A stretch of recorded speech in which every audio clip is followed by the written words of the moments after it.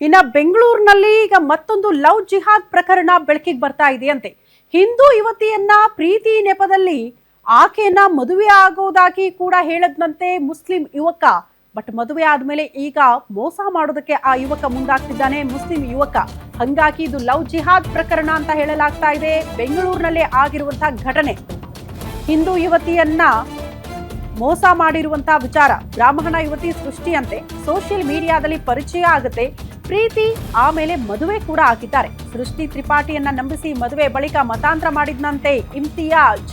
BTM layout ನಿವಾಸಿಯಾಗಿದ್ದಾರೆ ಸೈಯದ್ ಇಮ್ತಿಯಾಜ್.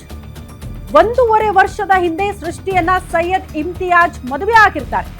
ಅವರಿಗೆ ಅವಳಿ ಮಕ್ಕಳನ್ನ ಗರ್ಭ ಧರಿಸಿದಾಗ ಅಬಾರ್ಷನ್ ಮಾಡಿಸ್ತಾನಂತೆ.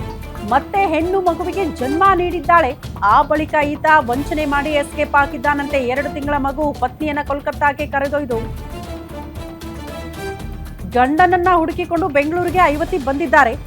ಮಗು ಕೈಯಲ್ಲಿ ಹಿಡ್ಕೊಂಡು ನ್ಯಾಯಕ್ಕಾಗಿ ಯುವತಿ ಅಂಗಲಾಚಿ ಕೇಳ್ಕೊಳ್ತಿದ್ದಾರೆ, ದಯವಿಟ್ಟು ಗಂಡನನ್ನ ಹುಡುಕಿ ಕೊಡಿ, ಆತ ನನಗೆ ಬೇಕೇ ಬೇಕು ಅಂತ. 2 ತಿಂಗಳ ಹಸುಗೂಸು ಆ ಮಗುವನ್ನ ಕೈಯಲ್ಲಿ ಇಟ್ಕೊಂಡ್ಬಂದು ಪಾಪ ಪೊಲೀಸ್ ಠಾಣೆ ಮೆಟ್ಟಿಲು ಹತ್ತಿದ್ದಾರೆ.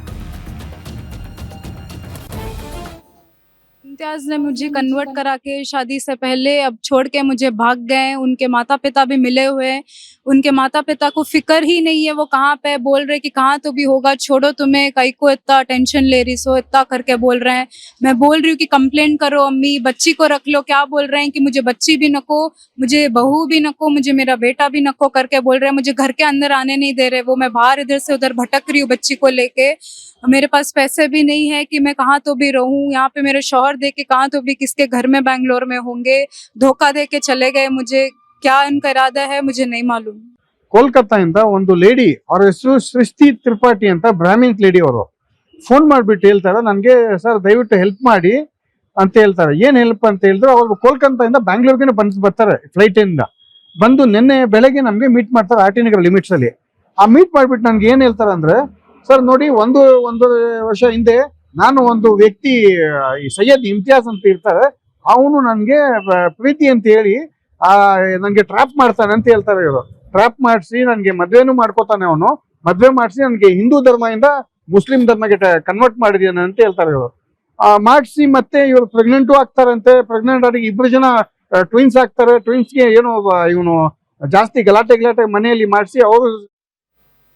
ಈ ಬಗ್ಗೆ ಮತ್ತಷ್ಟು ಡೀಟೇಲ್ಸ್ ಅನ್ನ ಕೊಡ್ತಾ ಹೋಗ್ತಾರೆ ನಮ್ಮ ಪ್ರತಿನಿಧಿ ಗಿರೀಶ್. ನೇರ ಸಂಪರ್ಕದಲ್ಲಿ ಜಾಯಿನ್ ಆಗ್ತಿದ್ದಾರೆ. ಗಿರೀಶ್, ಎಲ್ಲಿ ಮದುವೆ ಆಗಿರೋದು, ಎಷ್ಟು ವರ್ಷಗಳಾಯ್ತು, ಆತ ಏನಂತ ಹೇಳದ್ನಂತೆ, ಈಗ ಆತ ಎಲ್ಲಿದ್ದಾನೆ ಅನ್ನೋದ್ರ ಬಗ್ಗೆ ಏನಾದ್ರೂ ಕಂಪ್ಲೇಂಟ್ ದಾಖಲಾಗಿ ಆತನನ್ನ ಹುಡುಕೋ ಪ್ರಯತ್ನದಲ್ಲಿ ಪೊಲೀಸ್ ಇದ್ದಾರಾ, ಹೇಗೆ?